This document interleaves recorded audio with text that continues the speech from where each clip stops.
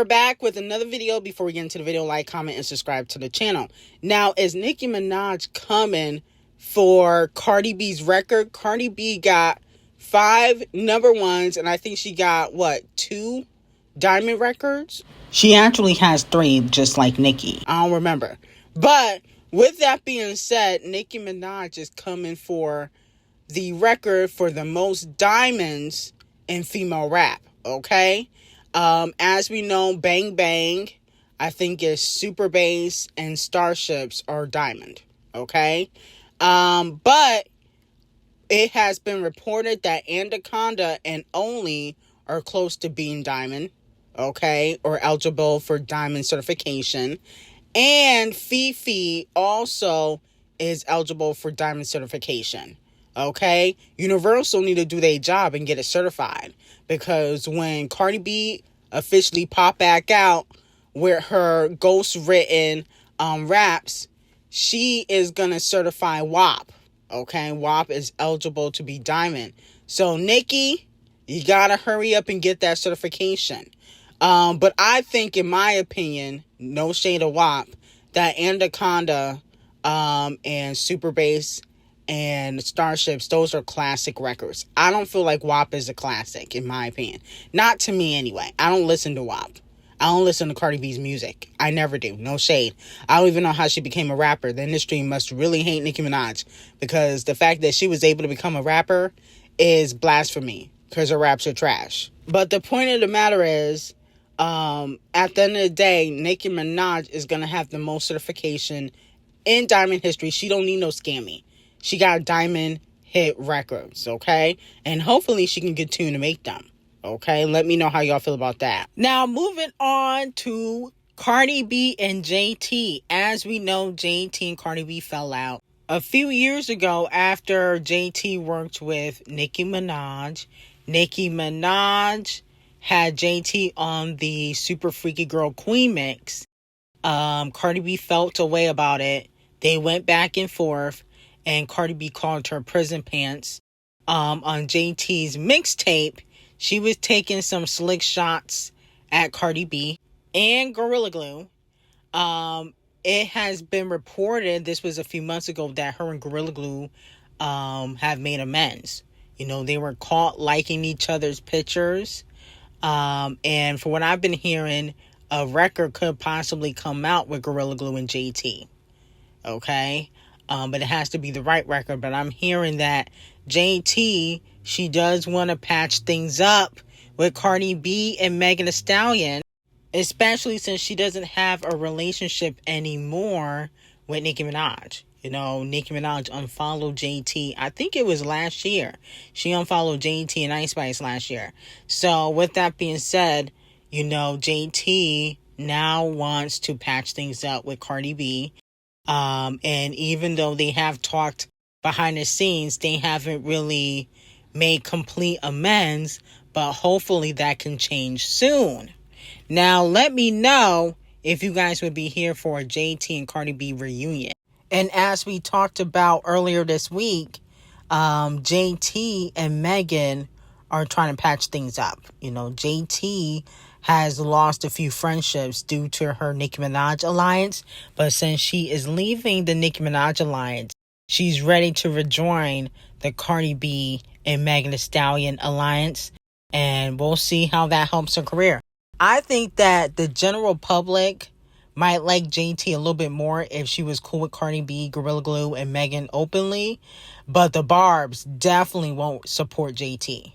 So I think she'll still start to flop. I think JT is better off like flying solo and not having any alliance, just doing her.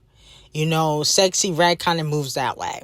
Because when you start forming alliance, you still end up losing people that are going to support you. Because if JT befriends Megan and Cardi B openly, you know, the Barbs are not going to support her. And a lot of the girls that are part of the Cardi B and JT alliance flop. But people that are cool with Nicki Minaj also flop. Like Bia has a good relationship with Nicki, but the Barbs really don't support Bia. So it's better just to fly solo dolo and do your own thing like Doja Cat and Sexy Red do, because then people respect you more and it shows that you can stand on your own. When you can't stand on your own, people will not gravitate towards you in the long run. Look what happened with Ice Spice. Ice Spice could not stand on her own, and what ended up happening? The Barbs stopped supporting her because she was dissing Nicki Minaj. Now, speaking of JT, she performed Alter Ego with Doechii, and I'll be honest with you, Doechii was eating her up. JT, you gotta step it up. Doechii looked good, and she almost tripped and fell, and she still looked good. I'm like, oh my goodness, Doechii, is that a BBL? Did she get lipo? Because it looks immaculate. The thighs match the ass. Okay? I think she got one of the best BBLs in the game. Okay? It's her and Queen B. They got the best BBLs in the game. Everybody else is a chop, in my opinion. No shade of Cardi B. Claremont Twins. No shade. Who else? Scratch Off, her BBL ain't that bad, but the thing about Scratch Off is that without makeup, she looked very old. No shade. But Doechii, she eating up JT. No shade. JT, you gotta fix your BBL and your new boob job because Doechii's eating you up. Now, Queen Bee's creative director, Leah, is teasing Queen Bee's new era, her Act 3 era, rock and roll. She posted a picture that said no more rock and roll, which could be the next genre that Queen Bee dabbles into. I'm here for it. Hopefully she samples Tina Turner. A lot of fans are also hoping that she does another Purdue Chicken collaboration, even though she just collaborated with Purdue Chicken on Act 2 for Cowboy Carter. But, you know, Purdue Chicken, she sometimes does rock and pop music. I think she got a song called Midnight Sky, and that kind of gives that. Now, with that being said, allegedly Queen Bee is gearing up to surpass Riri. Now, everybody knows that Queen Bee is a secret billionaire. If you don't know, I'm here to tell you that she's secretly a billionaire. But is she worth more than Rihanna? That's the hot tea, because Rihanna is worth 1.4 or 1.5 billion. I'm hearing with this new deal with Ulta Beauty that she got, the sacred hairline and these perfumes, and her going on tour for Act 2 and Act 3, she will surpass Rihanna's net worth of 1.4 or 1.5 billion. I'm hearing that. She already trickling right behind her. Just because she doesn't update it on Forbes don't mean nothing. I'm hearing that Rihanna is gonna have to worry about Queen Bee surpassing her in her net worth. You can say Riri don't care. I definitely think she cares. Okay, she may not say openly, but Rihanna likes being number one. Let's be very clear. Everybody likes being number one. But I'm hearing Queen Bee is planning on updating her net worth when she retires, and it's gonna be, for what I'm hearing, 1.6, 1.7 billion. Okay. She's going to surpass Rihanna, and she's going to be the highest paid female black artist of all time. Now, there's a rumor that Rose from Blackpink has a deluxe coming soon, and she got a collaboration with Olivia Rodrigo, SZA, and another collaboration with Bruno Mars. Oh, hell no. This girl's an industry plant. Where did she come from? How you get a SZA, Olivia Rodrigo, and another Bruno collaboration after you just went number one with Bruno? Something's not right. We got to conduct an investigation. I'm finna find out and get to the bottom of this. The Patreon family and I got to investigate this. This doesn't even make any sense. Rose ain't even really that girl like that. It was supposed to be Lisa. Why is she getting all these big ass collaborations for? Lisa got big collaborations on her album too. No shade. She got Future. She got Doja, Ray.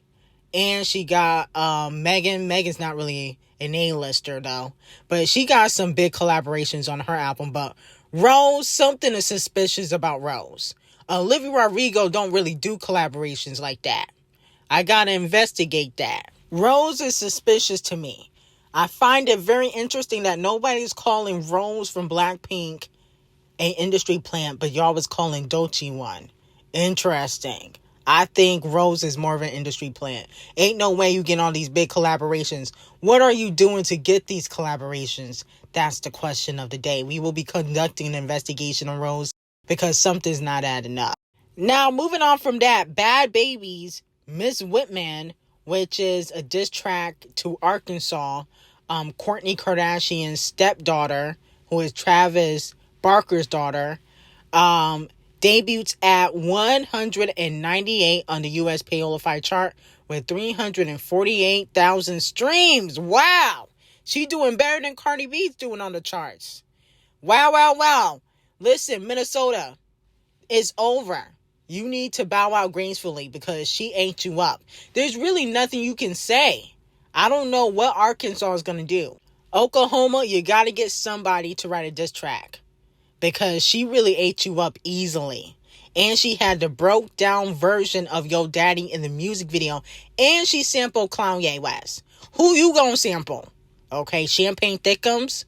And the thing is, what she said about you low-key was facts. I didn't hear that you do get around, just like Kylie used to. Okay, so at the end of the day, if you don't want people to write diss tracks about you, maybe don't sleep with their man. Okay, Arkansas, take that into consideration. Louisiana effed up the game.